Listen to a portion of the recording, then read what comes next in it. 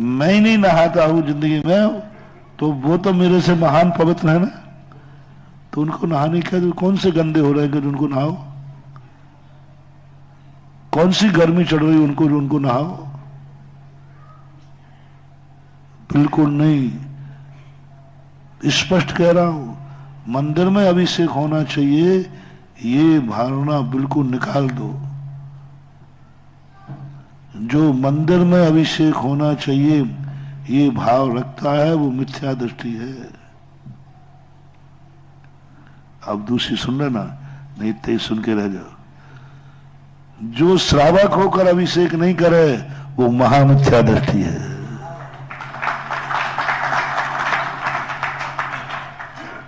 श्रावक के लिए अभिषेक जरूरी है, मंदिर के लिए अभिषेक जरूरी नहीं है। थोड़े से में कितना अंतर आ गया? कितना अंतर आ गया? भगवान के लिए अभिषेक जरूरी नहीं है, जो श्रावक नहीं करे वो महापापी है। जो भगवान के लिए अभिषेक करे वो पापी है, और जो श्रावक अभिषेक नहीं करे वो महापापी है। अब आप लोग कौन हो इतने बता दो। और करते हो तो भाग्य। तो ऐसा मान करके सबसे सरल सस्ता कार्य है, ज्यादा पूंजी नहीं लगती। एक बात। दूसरी बात, दूसरे का बना हुआ गंदोदक नहीं लेना, कार्यकारी नहीं होता। मैंने उसको बताया था कल परसों, उससे रिएक्शन होता है। सबकी भावनाएं एक सी होती है या अलग अलग होती हैं? तो फिर जिस भावना से गंदोदक किया गया है वही भावना कार्यकारी होगी। सरल उदाहरण दिया था मैंने, दो व्यक्तियों में केस चल रहा है। एक व्यक्ति सुबह अभिषेक करने आया, कर गया, और उसको पेशी पे जाना था, अंतिम पेशी थी। उसने कहा, हे भगवान, आज अंतिम बहस है, शाम में जीत जाऊं, सामने वाला हार जाए। ये भाव अभिषेक करते समय आप लोगों को आ सकता है कि नहीं? और उसने कर दिया अभिषेक, और वही गंदोदक कटोरों में रख दिया। और दूसरा पक्ष 10 बजे आया, वही गंदोदक पोत लिया। कौन सा? ये तंत्र विद्या कहलाती है। तंत्र विद्या का अर्थ है जो जिसके लिए किया जाए वो यदि उसको ले लेता है, बस अब वो अभिषेक करने वाला जीत जाएगा, तुम सत्य भी होगे तो हार जाओगे। तांत्रिक विद्या कहलाती है कि उसने तुम्हें हराने के लिए किया और तुमने उसको ले लिया, हो गया काम। अब ऐसी कितनी इच्छाएं हैं जो भिन्न भिन्न हो सकती हैं? कितनी हो सकती हैं? दूसरे का किया हुआ गंदोदक आपको कार्यकारी नहीं। स्वयं भी कर लो, मिल जाए, उसमें कोई आपत्ति नहीं है। वो तो अपनी अपनी भावना उसमें, उसने भी किया, तुमने भी किया, अब सत्य की विजय होगी। अब सत्य की होगी। और तुमने नहीं किया, उसने किया, तो तुम सत्य भी होगे तो हारोगे, क्योंकि तंत्र विद्या सफल हो गई उसकी। इसलिए दूसरे का किया हुआ गंदोदक नहीं लेना चाहिए। पहली बात, अनजाने व्यक्ति का। दूसरा, यदि लेना ही है तो तुम्हारा कौन है जिसने गंदोदक बनाया? वो तुम्हारा कौन है? कोई है क्या जो तुम्हारा कभी स्वप्न में भी निगेटिव विचार नहीं कर सकता, तुम्हारा एंटी नहीं हो सकता, तुम्हारे विरोध में नहीं सोच सकता? ऐसा व्यक्ति ने अभिषेक किया है क्या? कुछ भी हो जाए, इसका विचार मेरे विचार है ही नहीं, ये तो मेरे घर का ही है। तो अपनों के अपने हाथ का या अपनों के हाथ का? रिपीट करो, अपने हाथ का या अपनों के हाथ का ही गंधोदक लेना, जो अपना कोई लगता हो। नित्य नियम की बात कर रहा हूं, सामूहिक की नहीं। सामूहिक में जो अभिषेक होता है वो सामूहिक के लिए होता है। अभी जो अभिषेक कर रहे हो तुम, अपने लिए मात्र कर रहे हो कि सामूहिक कर रहे हो? अपने लिए, अपने लिए कर रहे हो। तो नित्य नियम के अभिषेक की बात कर रहा हूं, सामूहिक की नहीं। वो सामूहिक, जैसे मैं शांत अभिषेक कराऊंगा तो मैं अपने लिए नहीं करूंगा, मैं किसके लिए करूंगा? सबके लिए। वो गंधोदक में दोष नहीं है, क्योंकि पर्पस मेरा सबका है, मेरा खुद का नहीं है। तो एक बात। दूसरी बात है, अपने हाथ का गंधोदक बना के स्वयं उस गंधोदक को लो अपने परिवार के लिए। मैंने कहा, हमेशा कहता हूं, महानुभाव, आपके परिवार में माता हैं, बहनें हैं, पत्नी हैं, इनको कभी दूसरों के हाथ का गंधोदक मत लेने देना। तुम्हारे घर में माँ है तो भूख लगे, गरीबी आ जाए तो भीख मंगवा लेना। माँ बेटे के लिए यदि रोटी भीख में मांग के लाती है तो कोई पाप नहीं है, लेकिन अपनी माँ से तुम्हारे रहते हुए माँ मंदिर में किसी दूसरे के बेटे से गंधोदक की भीख न मांग ले। ये ध्यान रखो, तुम्हारे रहते हुए। तुम घर में हो और तुम्हारी माँ दूसरे, भैया मुझे गंधोदक दे दो ना, मुझे अभिषेक दिखा दो ना, ये गलती मत करना, मत करना महानुभाव। बहुत खतरनाक। जिनेन्द्र देव सर्वज्ञ हैं, घर में बेटा बेटा है और ये माँ दूसरों के सामने जाओ, वही वाली सिस्टम। अनाथ निधत्त निकाचित कर्मबंध होगा, अनाथ होना ही पड़ेगा तुम्हें। माँ से गंधोदक की भीख मत मनवाना तुम्हारे रहते हुए, पत्नी से भी नहीं। तुम जिंदा हो, भीख मंगवा लेना पत्नी से, लेकिन कभी मंदिर में वह गंधोदक की भीख पर पुरुष से ना ले पाए। तो महाराज, आज से मम्मी को, पत्नी को, सबको स्टे लगा दूंगा घर में, कोई मंदिर नहीं जाएगा। नहीं, ये नहीं कह रहा हूं, ये तो और पाप हो जाएगा। क्या कह रहा हूं?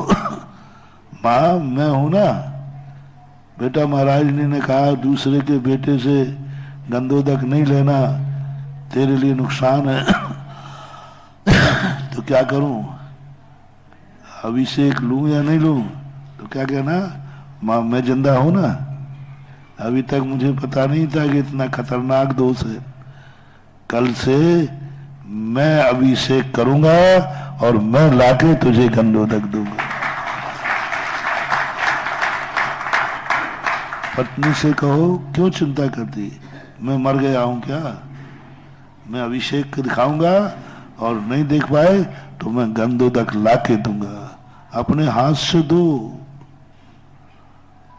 1000 लोग बैठे हों, हर चीज मुंह देख के मत देना, गंधोदक मुंह देख के देना। 1000 महिलाएं बैठी हों, भैया मुझे, तुम कौन हो? मेरी मम्मी बैठी, हम वहां देंगे पहले, मेरी पत्नी बैठी, वहां देंगे पहले। दातारी मत बनो इसमें, और बल्कि कोई लेवे तो कह देना तुम्हारा बेटा नहीं है क्या? वसीयत मुझे लिख दोगे तो गंधोदक ले लो। हाँ, डरो मत। क्यों दूं गंधोदक में तुम्हें? वसीयत लिखोगी क्या? क्यों दूं तुम्हारे गंधोदक? क्या तुम्हारा पति नहीं है क्या? विधवा हो गया? क्यों? एक आध दिन फटकार दो, फिर घर में हंगामा होगा। वो भी मैंने कराया हंगामा, मैं सब करा लेता हूं। हंगामा हो गया, यही स्थिति बनी। माँ जी थी अभिषेक, मैंने कि आज उसके छोकरों को मैं जानता था, तो मैंने सब पुजारियों से कह दिया, सबको ये बोला, माता जी मैं अभिषेक नहीं दूंगा तुम्हें, वसीयत लिखो माना, दो तुम्हारे बेटे हैं, वसीयत उनको देगे, गंदोदक मैं दूं, नहीं देना। किसी ने नहीं दिया। मैंने कहा देखो आज हिम्मत करना, और एक सब टोहना था ना, उसको उड़ाए ना, क्या बोलते टॉर्चर। सबने गया, अब वो मां भनमना गई, घर जाके कहा आज किसी ने गंदोदक नहीं दिया मुझे, और सबने कह दिया है कि तुम्हारे बेटे नहीं है क्या, और वसीयत मुझे दोगे क्या। बेटा कहता मंदिर में इतनी हिम्मत, ऐसा कह दिया। तो हमने कहा वो छोकरा भी आया तो कहते ना, हाँ क्यों नहीं, तेरे बाप का नौकर हूं क्या, नहीं दिया। अब मम्मी कहना ही बेटा मेरा तो नियम है कि गंदोदक नहीं मिलेगा तो मैं भोजन पानी नहीं करूंगी, और मंदिर में कोई गंदोदक देगा नहीं, क्योंकि महाराज ने सबको पढ़ा दिया, सब लोग अपनी अपनी मम्मियों को गंदोदक देवे। दूसरे दिन, इतना तो मुझे विश्वास है कि आज ऐसा कोई बेटा नहीं जो माँ को भूखा सोने देगा। 95% तो है। वो अभिषेक का लोटा लेके आ गया और मेरी तरफ घूर के देखता है। मैंने कहा देख बेटा मुझे बददुआ लगती नहीं है।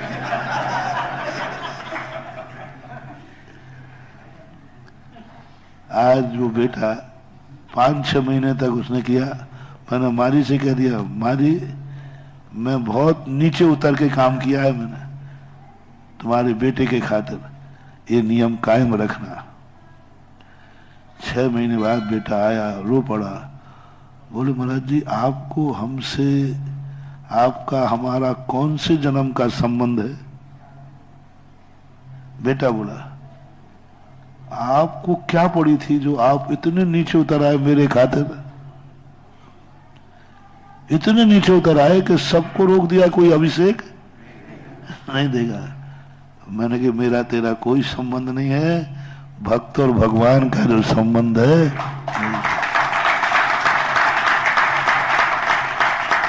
आज वो इतना खुश है, पूरा परिवार गंदोदक आ रहा है, सब आ रहा है। बोलो ये जो मैंने फैंसी ड्रेस की, अच्छी के बुरी की, तो मोटी कटरा में अपनाओ,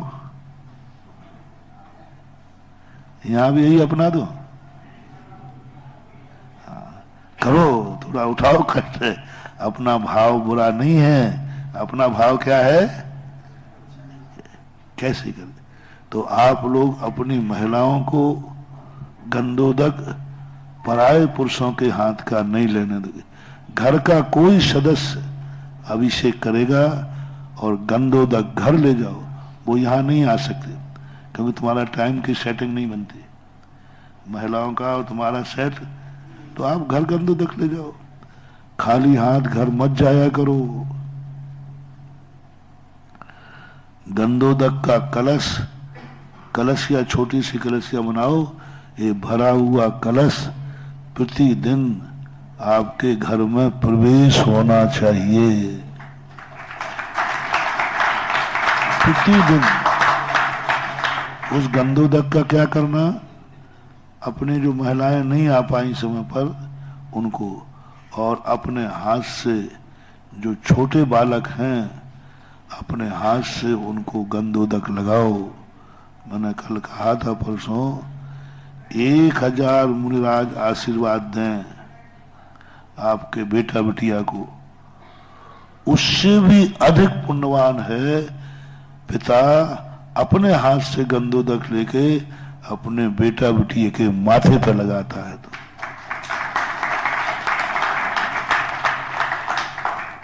यदि जन्म से लेकर जब तक वो उसका विवाह नहीं हुआ तब तक यदि आप बेटा बिटिया को